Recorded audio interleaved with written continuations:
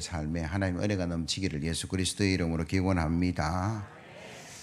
2023년 희망이 넘칠 줄로 믿습니다. 물론 어려움도 예상이 되죠. 특별히 이 코로나가 끝이 났으면 하는 그런 기대감은 누구나 다 가지고 있습니다. 팬데믹이란 말을 여러분 처음 들었잖아요. 온 세계로 퍼져나가는 병을 팬데믹이라 그렇게 얘기하는데, 우리는 곧 이 팬데믹이 끝나고 엔데믹이 될 것이다. 지역적으로 바이러스가 온 세계가 아니라 겨울 되면 독감 맞듯이 예방주사 맞으면 될 것, 그렇게 기대를 하고 있었는데 될 것 같다라는 생각을 하다가도 또 어이구 중국은 또 왜 저래 이런 생각들을 할 때가 많다라는 거죠. 많이는 좋아졌어요. 완전히 우리가 힘들고 어려워서 도저히 꼼짝 못할 때가 있었는데, 그래도 조금씩 나아져서 거리두기도 해제되고 경제 활동이라든지 문화 활동들이 다시 활성화되는 그런 일들이 우리 속에 일어나죠. 3년 만에 강한대교 불꽃 축제가 되었습니다. 이런 뉴스가 나오기도 하고, 이태원 참사가 일어날 만큼 꽁꽁 묶었던 거 확산되면서 이런 부작용과 어려움들도 드러나고 있죠. 교회도 마찬가지죠. 우리가 비대면 예배 온라인만 드려라, 그것도 숫자를 정해가지고 몇 명만 가능합니다. 그래서 모든 교회들이 다 예배의 문을 걸어 잠그고 예배위원들만 온라인 예배를 드릴 때가 있었는데, 그러다가 조금 풀려서 온라인과 또 오프라인을 동시에 예배를 드리고, 이제는 온전한 현장 예배가 회복되는 그런 날만 있으면 좋겠는데 반드시 올 줄로 믿습니다. 근데 참 마음이 염려스러운 것은, 이게 100% 코로나 이전으로 돌아갈 수 있을까, 그런 염려들이 있어요. 왜 그런 염려를 하냐 그러면, 우리 인간은 참 연약하기도 하고 교활하기도 하고, 여러분 한번 편하니까 이 불편함이 너무 부담스럽기도 하고 그래도 되는데 라는 생각을 할 때가 많아요. 여러분 편하죠. 오프라인보다 온라인이 훨씬 편합니다. 여러분 오늘 교회 올라 그러면 최소한 어제 송구영 쌤 드리고 피곤하지만 1시간 2시간 전에 일어나서 씻기도 하고 옷을 입기도 하고 또 입술도 하나 발라야 되고 그냥 오지 않잖아요. 근데 온라인은 10분 전에 일어나면 되는 게, 세수를 하는 듯 마는 듯 일상복 입고 화면 켰다가. 그리고 오프라인은 제가 소리 지르면 시끄럽지만 들어야 되죠. 근데 온라인은 음량을 내가 조절할 수 있어요. 목사 보기 싫으면 그냥 화면 꺼버리고 소리만 들을 수도 있고. 내가 그거 얼마나 편하고 좋냐라는 거예요. 그래서 우리가 그 편한 시간들을 보내면서 이 불편함이 너무 어려워졌어요. 다시 불편한 자리로 가야 되나 하는 생각들을 하는데, 그러나 그 중에 한 가지가 뭐냐 하면, 여러분 온라인 예배드리고 편리성만 추구하다 보면 예배에 뭐가 사라지냐면 생동감도 사라지고 예배의 능력도 사라져요. 저 사람 진짜 예수 믿는 사람 맞나? 이런 생각이 든다라는 거예요.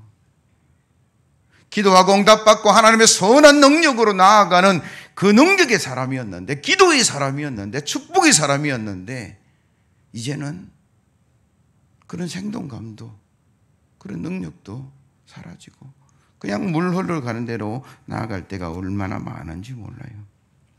경건의 모양은 있는데 경건의 능력이 사라지는 이 시대를 무엇으로? 그건 편리함으로 대체한 거예요. 며칠 전에 제 친구, 되게 친한 친구 목사님이 전화가 왔어요. 목사님, 송구영 신예배 몇 시에 드립니까? 우리는 하던 대로 11시 반요. 그래요. 그 목사님 몇 시에 드리는데 8시에 드릴까 하다가 우리 집사람이 난리 났습니다. 그게 무슨 예배냐, 송구영 신 예배냐. 그래 10시로 바꿨다는 거예요. 그래도 사모님이 난리가 났다라는 거예요. 그래서 하나는 괜찮다 얘기하라고, 송구는 되겠는데 영신은 안 될 것 같다고. 왜 그렇게 했냐 물어보니까 다들 주일 예배 드리니까 피곤하니까 그냥 일찍 드리고 그냥 끝냅시다. 뭐 그렇게 할 수도 있겠다는 생각은 해요. 그러나 그 사모님이 왜 그렇게 화를 냈냐 그러면 예배가 사람의 편리해서 이랬다가 저랬다고 해도 됩니까? 뭐 이런 이야기라는 거예요. 사랑하는 성도 여러분, 저와 여러분들이 이 땅에 하나님의 복음이 들어오고 한국교회 전통이 뭐냐 그러면 으쌰 뭐 이러는 전통이었어요.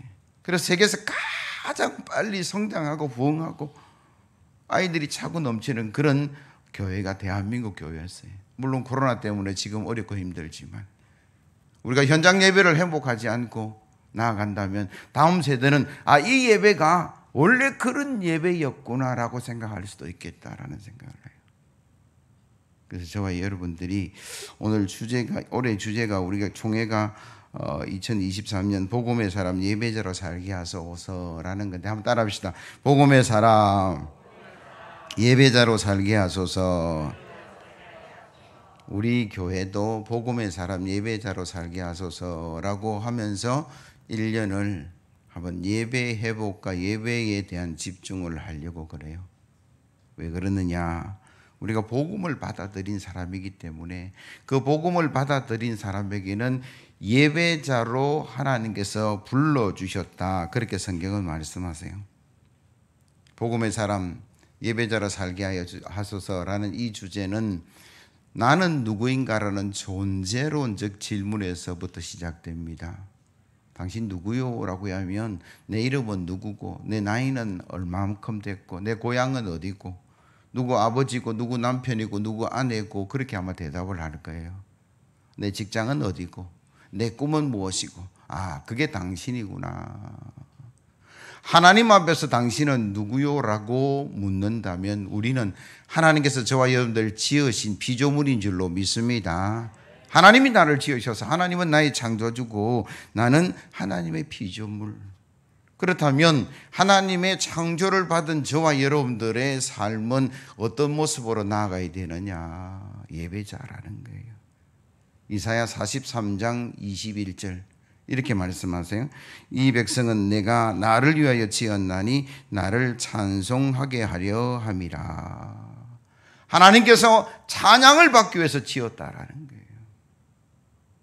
우리가 열심히 건강도 하고 삶도 살아가고 자식도 키우고 사업도 하고 다 하지만 우리의 궁극적인 목적은 그 창조자 앞에서 예배하는 성도인 줄로 믿습니다. 이스라엘이 그렇지 못하니까 하나님께서 안타까운 구절을 그 뒤에 말씀하시는데 22절부터 보시면 그러나 야곱아 너는 나를 부르지 아니하였고 이스라엘아 너는 나를 괴롭게 하였으며 내 번제의 양을 내게로 가져오지 아니하였고 내 제물로 나를 공경하지 아니하였느니라. 나는 제물로 말미암아 너를 수고롭게 하지 아니하였고 유향으로 말미암아 너를 괴롭게 하지 아니하였거늘 너는 나를 위하여 돈으로 향품을 사지도 아니하며 희생의 기름으로 나를 흡족하게 하지도 아니하고 내 죄짐으로 나를 수고롭게 하며 내 죄악으로 나를 괴롭게 하였느니라. 이스라엘이 선민으로 선택을 받았어요.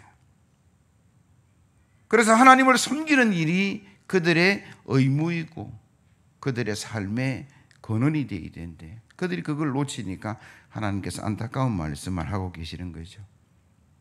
더 나아가서 저와 여러분들은 예수 믿는 성도인 줄로 믿습니다. 예수님께서 이 땅에 오셔서 십자가를 지시고 죄 없는 예수가 십자가의 죄를 짊어지고 죽으심으로 영원히 죽을 수밖에 없는 저와 여러분들이 하나님께로 나아가는 길이 열렸고 축복의 역사가 시작된 줄로 믿습니다. 복음의 사람이라는 것은 그 복음을 받아들이는 사람이에요. 복된 소식, 죽을 자가 살아난다, 지옥 갈 자가 천국 간다. 그 복음의 소식을 내가 받아들이고 그에 합당한 삶을 살아가는데 복음의 사람을 다르게 이야기하면 그리스도인 그렇게 이야기하는 예수 믿는 사람 그렇게 말씀하고 있는 거죠. 예수 믿는 사람은 예배자입니다. 왜? 나를 위해 돌아가신, 나를 위해 죽으신, 나를 위해 십자가를 지신 그분께 나아가는 게 도리죠. 그리스도께 나아가는 게 뭡니까? 예배라는 거예요. 십자가가 우리를 설레게 하는 것은 우리가 영원히 죽을 수밖에 없는 존재인데 그 십자가로 말미암아 살아났다는 것이고, 부활의 능력이 아직까지 우리를 붙들고 있는 이유가 뭐냐 그러면, 내가 인류의 모든 사람들이 다 죽음의 공포와 그 아픔 속에서 부활의 영광으로 나아간다는 것이 얼마나 기쁨인지 몰라요. 십자가의 사람, 부활의 사람, 예수 생명 부여받은 저와 여러분들은 하나님께 나아가는 자가 되어야 될 줄로 믿습니다. 예배자가 되어야 된다라고 성경은 말씀하세요. 그래서 저와 여러분들이 늘 하나님께로 나아가는 그런 예배자, 하나님께서 초청하고 계시잖아요. 내가 너를 지었고 지금까지 너를 인도하였고 내 아들 독생자 예수를 주어서 너를 살렸으니 너는 나에게로 나오라. 그 부름에 응답하는 저와 여러분들 되기를 예수 그리스도의 이름으로 기원합니다. 한국의 복음이 선교사들에게 전파되고 그들의 가르침이 예배가 뭐냐, 하나님의 명령입니다, 그리스도의 의무입니다, 사명입니다, 도리입니다, 그것에 순종하고 충성하라, 그렇게 가르침을 받았어요. 신명기 28장 47절에서 48절에 보니까 심지어는 예배하지 아니하면 징계받는다까지 말씀하고 계세요. 그렇기 때문에 저와 여러분들이 하나님의 피조물로서 그리스도의 복음으로 살아난 자로서 예배에 충실한 저와 여러분들에게 예수 그리스도의 이름으로 기원합니다. 그렇다면 우리가 어떻게 예배하는 게 맞을까? 시편 50편 1절에서 5절인데 제가 읽어드릴게요. 전능하신 이 여호와 하나님께서 말씀하사 해 돋는 데부터 지는 데까지 세상을 부르셨도다. 온전히 아름다운 시온에서 하나님의 빛을 비추셨도다. 이러시되 나의 성도들을 내 앞에 모으라. 그들은 제사로 나와 언약한 이들이니라 하시도다. 아멘. 나의 성도들을 내 앞에 모으라. 어떻게 예배할까요? 일단 모아야지. 뭐 이거예요. 하나님 어떻게 예배할까요? 일단 하나님 앞에 나와야지. 그 모임이 거룩한 모임, 성회가 되어야 된다. 그렇게 말씀하세요. 그럼 성경을 딱 펼치고 보면 출애굽 모세가 바로에게 나아가서 이제 이스라엘 백성이 가겠습니다. 왜 가냐 그러니까 광야에 나아가서 하나님께 예배하렵니다. 이 출애굽의 시작이 광야에 모여서 예배하는 것이다. 그렇게 말씀하고, 레위기 제사법 그렇게 말씀하세요. 번제를 드리고 속죄제를 드리고 속건제를 드리고, 그 제사법을 말씀할 때도 하나님 뭐라고 이야기합니까? 그 제사를 지낸 사람이 제사장에게 나아가되 양을 한 마리 끌고 가고 소를 한 마리 끌고 가고, 그 모임에서 그 만담에서 그 예배가 시작되는 거예요. 하나님께서 시내산에서 모세를 부르시고 십계명을 허락하시고 600여 가지의 율법을 주시면서 이스라엘을 모으라. 그 모음의 중심이 뭐냐? 회막, 성막, 그렇게 이야기하죠. 내일 아마 새벽기도 본문이 민수기 본문인데, 이스라엘이 광야의 길을 걸어갈 때 제일 중심에 성막이 있습니다.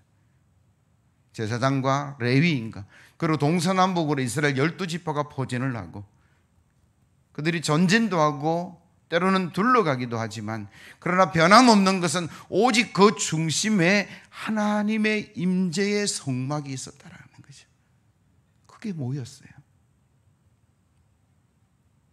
그게 이스라엘 땅에 들어가서는 성전이 되고, 성전을 건축해서 그들이 예배하고 제사하고 하나님께 영광을 돌리고, 포로기 때는 성전으로 나아갈 수 없으니까 시나고그라는 회당을 지었는데 우리 교회와 같은 역할을 하는, 그곳에서 모여서 예배하고 그곳에서 회의도 하고 교육도 하고. 부활하신 예수님께서 성천하시면서 뭐라고 말씀하십니까? 너희는 예루살렘을 떠나지 말고 성령이 임하실 때까지 그 성령의 충만한 모임, 그룹, 공동체가 초대교회가 되었어요. 불길이 넘쳐가서 각각 가는 곳곳마다 교회가 세워지고 그곳에 성도들이 모여서 예배하는 일들이 이루어졌다라고 성경은 말씀하고 계세요. 우리가 어떻게 예배할까요? 구역이 모이고 기관이 모이고 교회가 모이고 그래서 그곳에서 하나님을 찬미하는 그런 복된 예배가 우리 가운데 온전히 회복되어야 될 줄로 믿습니다. 그래서 우리가 주제 실천 여러분 주보를 보시면 복음의 사람 예배자로 살게 하소서, 주제에 따른 실천상 1번이 신령과 진리로 예배하게 하소서, 두 번째가 뭐냐면 현장 예배 50번, 100번, 200번, 300번, 400번 최선 다하게 하소서.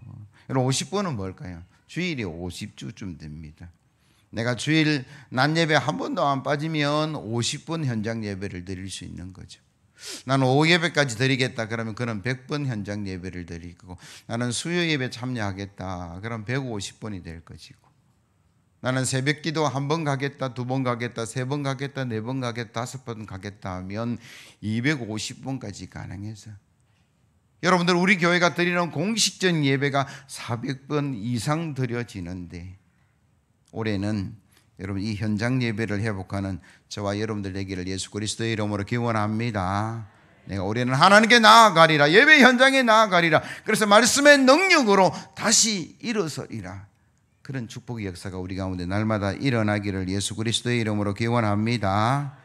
우리가 어떻게 예배할까? 두 번째, 복음의 사람은 예배의 삶을 살아야 된다. 여러분 로마서 12장 1절 2절 말씀 한번 화면 보여주시고 같이 읽겠습니다. 시작. 그러므로 형제들아 내가 아바 하나님의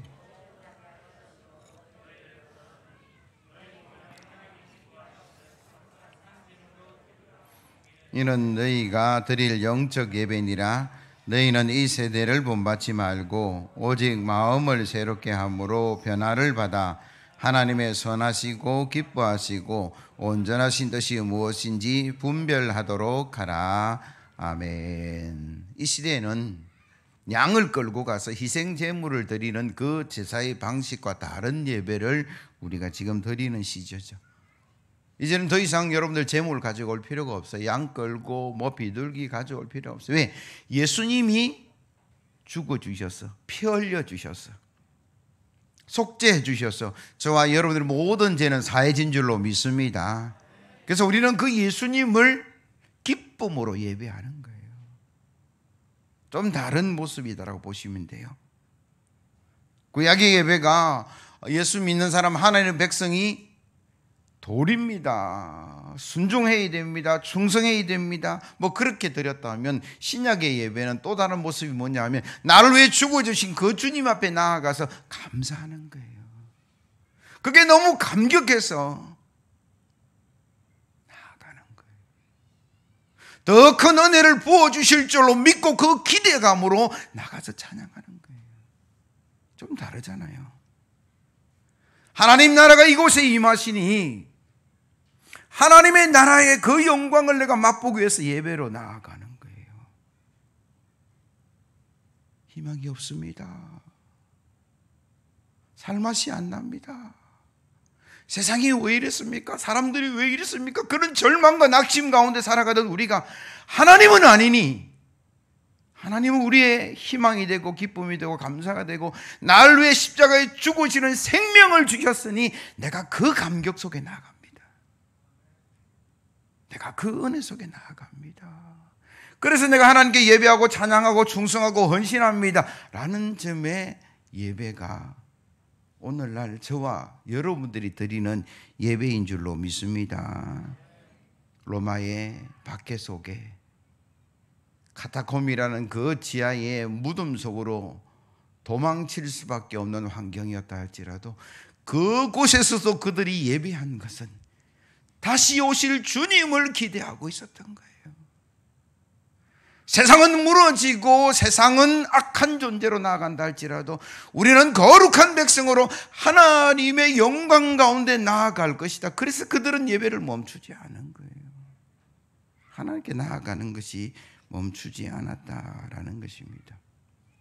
우리가 삶으로 예배를 드린다라는 것은 이 한 시간 하나님을 찬송하고 하나님을 경배하는 것으로 끝나지 않고 여기에 임재하신 하나님의 그 은혜를 우리가 품고 세상에 나아가서 내 말에, 내 행동에, 내 결정에, 내 판단에 말씀이 묻어나고 찬양이 묻어나는 실존의 예배가 삶의 예배다, 그렇게 말할 수 있어요. 오늘 본문에서 사도 바울이 우리에게 뭐라고 이야기했냐 그러면 우리의 몸을 하나님께 드리는 거룩한 산 제물이 되게라. 이 몸이라는 의미가 영과 반대되는 뼈가 있고 살이 있는 몸이라고 해석도 되지만 우리의 삶을, 그 몸이 거주하는 그 시간 있는 그곳 전체를 이야기하는 거예요. 그래서 여러분들이 주일에 나와서 현장 예배 반드시 드리고 그 받은 은혜로 삶의 현장에 가서 예배하는, 하나님 앞에 살아가는 그런 존재로 나아가는 저와 여러분들이 되어야 될 줄로 믿습니다. 그래야만이 그 속에 예배의 영광이 지속되고 예배의 축복이 지속되고 하나님의 영광이 그 속에 늘 함께 하실 것이다, 그렇게 말씀하세요. 그 뒤에 이어지는 말씀이 뭡니까? 이 세대를 본받지 말고. 편한 시대죠. 참 좋은 시대예요. 그래서 다들 어른들이 그런 이야기, 우리 때는 안 그랬는데 참 좋은 것도 많아졌어요. 편리한 것도 많아지고. 그러나 그것이 하나님께서 기뻐하시는 것인가를 우리는 반드시 생각해야 돼요. 좀 불편하더라도, 좀 불이익이 온다 할지라도 편리함을 내려놓고 하나님께서 기뻐하시는 그 길을 걸어가는 저와 여러분들 되기를 예수 그리스도의 이름으로 기원합니다. 여러분, 예배한다는 게 언어적 의미로는 찬양한다라는 의미가 되고요, 신학적 의미로는 하나님이 나에게 임재해 계신다는 의미가 되고, 윤리적인 의미로는 감사가 넘친다. 이 세 가지가 예배 속에 들어있어요. 다시 말씀드리면 우리의 예배의 언어는 찬송이고 기도고 말씀이고, 예배의 신학적인 의미는 하나님께서 이곳에 함께 하시는 줄로 믿습니다. 그 하나님의 임재를 이야기하는 것이고, 윤리적으로는 내가 그 주신 은혜에 감사하며 살아가는 것인데, 세상 가운데서 1년 365일 매 시간 여러분 입술에 찬양이 있고 하나님의 임재가 있고 감사가 있으면 그 삶이 예배라는 거예요. 그래서 저와 여러분들이 이런 삶을 살아가는 저와 여러분들 되기를 예수 그리스도의 이름으로 기원합니다. 말씀을 정리합니다. 중세시대에 흑사병이 창궐할 때도, 로마 가톨릭 교회가 타락할 때도 예배는 존재했었고 멈추지 않았어요. 물론 많아졌다가 줄어들다가 변화의 부분들은 분명히 있었지만 오늘날 우리까지 이 예배의 축복은 이어지고 있다는 사실. 제가 새벽기도 운전하면서 교육부서장 만나서 이런저런 이야기하다가 어느 부장이 저한테 그런 말씀을 하시더라고요. 목사님, 예배 안 멈추어져서 참 고마웠습니다. 한참 우리가 예배를 멈추라고 나라에서도 요구하고 환경과 처지가 그래 될 때에 가만히 돌이켜 보니까 우리는 주일 예배는 한 번도 멈춘 적은 없었어요. 그렇게 하는 게 맞다라고 생각하고 고집을 부렸는데 나중에 지나고 보니까 그게 감사의 인사가 되더라. 너무나 기뻤습니다. 그것 멈췄으면 나는 어땠을까? 우리에게 필요한 게 뭐냐 그러면 환경도 변하고 형편도 변하고 시대도 변하고 사람들도 변할 거예요. 그러나 우리가 창조된 피조물로서 그리스도의 십자가의 복음의 능력과 은혜를 가진 자로서 멈춤 없는 예배, 하나님의 영광, 찬양, 기쁨, 감사가 올해에는 차고 넘치는 저와 여러분들 되기를 예수 그리스도의 이름으로 기원합니다. 찬송가 406장입니다.